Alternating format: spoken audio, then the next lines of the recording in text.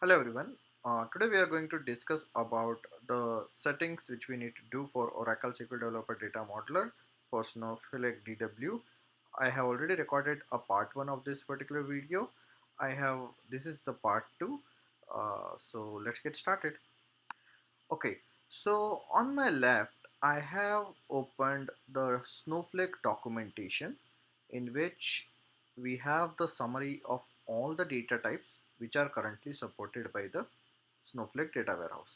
And I would say that whenever you start with any of the data modeling related exercise or you start using any of the data modeler tool, you should start running certain POCs to see how the generated DDLs out of your tool uh, gets synchronized or gets deployed into your target data model. That will give you a lot of learning, and I have learned it that particular way. And why I opened this particular page over here to show you few of the things which often we miss it out, right? So for example, if you just generally set a number data type of any of the attribute, you see in the notes it's been mentioned that the default precision of that particular attribute or default precision and scale for that particular attribute is set to 38 comma 0, and that is the same thing with decimal, numeric, right? And int and integer, as they have mentioned, it is again synonymous to number, except that there won't be any kind of precision and scale. So these kind of things are very much important for you to remember when you are basically working with the tool. Now there are two ways to deal with this particular data type, right? So the very first way, right, the very first way what you can do is you can again edit your domains administration and add those particular domains. Like for example, I can add over here as number, right? And I can define its type as numeric and the size as 38 because that I know, right? And that's it. Leave it up to that, right? So this is normally like we set the 38 over here. This is more for varchar, right? And scale over here, just leave it up to that, right? Apply it.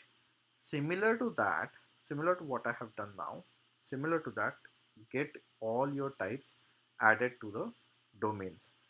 And now whenever you want to select a particular type, right?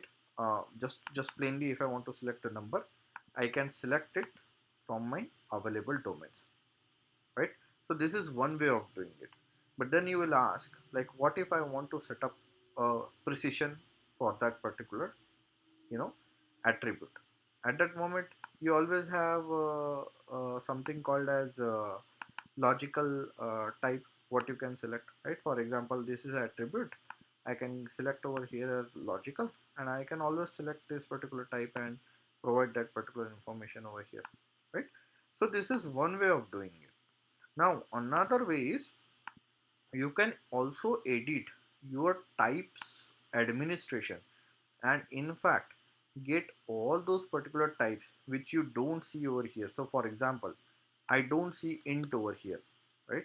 I know at the end of the day int and integer are one and the same thing, but let's say I want to still add it into my data modeler, just to give it a flavor of everything Snowflake specific. I can do that by using the user defined type.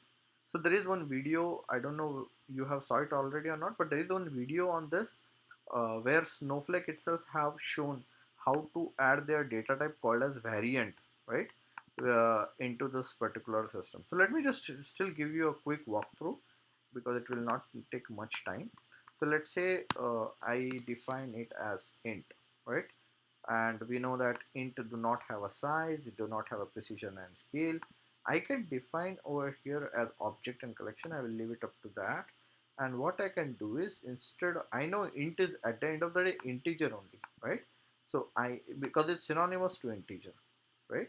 So I can I will save this one, right?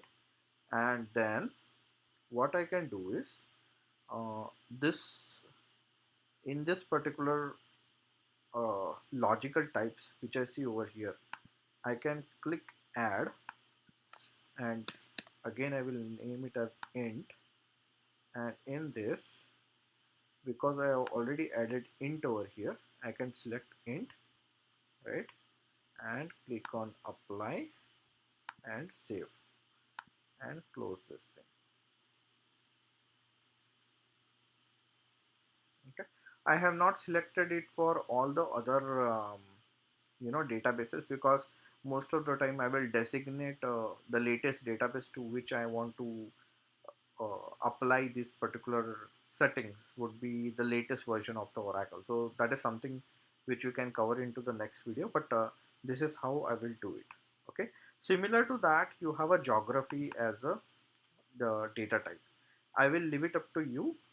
You can give it a try, right? And it's a kind of homework for you. You can give it a try in adding this particular data type to your data modeler. Okay, all right. Thanks very much everyone for watching the video. Please let me know in your comment section below if you have any questions. Also do let me know what feature would you like to understand for Oracle SDDM. Stay safe and healthy. Take care. Bye bye.